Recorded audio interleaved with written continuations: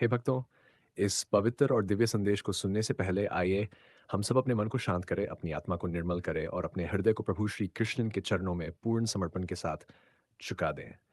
हे नंदलाल, हे गोविंदा, जो भी भक्त इस क्षण आपकी वाणी सुन रहा है, उस पर आपकी असीम कृपा अविरल बहती रहे। उसके दुख धीरे धीरे पिघलते जाएं, उसके भय मिटते जाएं, उसके मन की उलझनें सुलझती जाएं और उसके हर कदम पर आपका दिव्य प्रकाश मार्गदर्शन करता रहे। प्रभु, हमें वह विवेक दीजिए कि हम सही को देख सकें, वह मधुरता दीजिए कि हम सही को बोल सकें और वह शक्ति दीजिए कि हम सही को अपनाकर जीवन को अर्थपूर्ण बना सकें।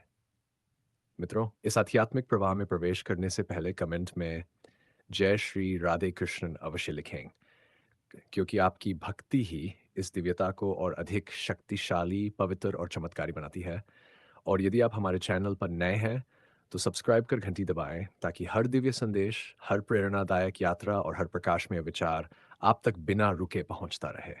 श्री कृष्ण कहते हैं कि विचार बदलते रहते हैं, उड़ते रहते हैं, बहकते रहते हैं, लेकिन संस्कार आत्मा का स्थायी आधार होते हैं। विचार क्षणिक हैं, पर संस्कार जीवन को दिशा देते हैं। सच्ची संपत्ति धन नहीं, बल्कि सुकून है, क्योंकि धन से महल खड़े होते हैं, लेकिन सुकून से मन खड़ा रहता है। जीवन बर्फ की तरह है, हर क्षण पिघल रही है, हर सांस में घट रही है। इसलिए इसे फिजूल झगड़ों, फिजूल दुखों, फिजूल तुलना में मत गंवाओ, बल्कि अच्छे विचारों, अच्छे कर्मों और दूसरों को खुश करने में लगाओ। दुनिया में वे लोग सबसे कमाल के होते हैं जो न किसी से जलते हैं, न नफरत रखते हैं, न किसी को गिराने की साजिश करते हैं। वे बस अपनी आत्मा में, अपनी मौज में, अपने कर्म में डूबे रहते हैं। दूसरों से मुकाबला मत करो, क्योंकि इस दुनिया में करोड़ों लोग हैं। हर किसी से बेहतर कोई है और हर किसी से कम कोई है। लेकिन तुम जैसे हो, उस रूप में तुम अद्वितीय हो। तुलना सिर्फ खुद से करो। बचपन की यादें कितनी दिव्य थीं। जब भीड़ में भी पिताजी कंधे पर उठाकर दर्शन करवाते थे, तब समझ नहीं आता था कि असली भगवान वही है जो हमें चलना सिखाते हैं, बचाते हैं, उठाते हैं। अगर माँ-बाप याद आएँ तो भाई-बहनों के साथ बैठो। किसी के चेहरे में माँ का प्रेम चमकेगा, किसी की आवाज़ में पिता की गर्माहट सुनाई देगी। किसी इंसान को परखना हो तो उससे सलाह माँगो। सलाह उसके दिल और चरित्र का सच्चा आईना होती है।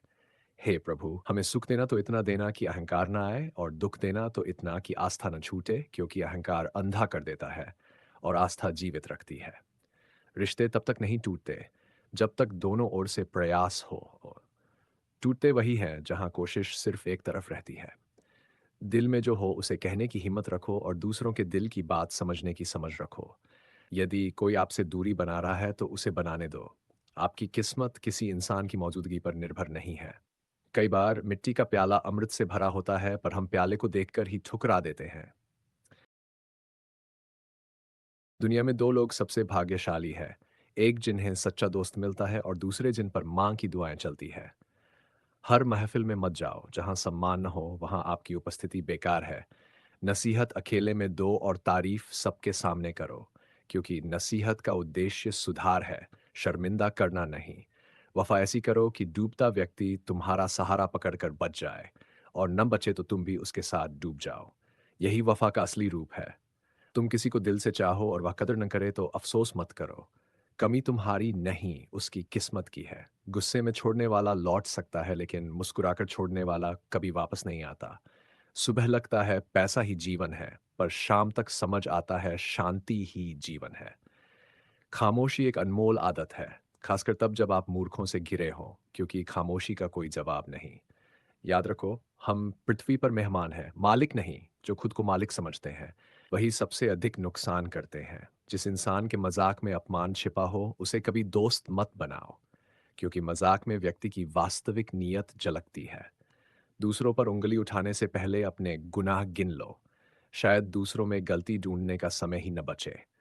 सच्चा दोस्त वह है जो आपको आपकी बुराइयों समेत स्वीकार करे, क्योंकि अच्छाइयों से तो दुश्मन भी प्रभावित हो जाते हैं।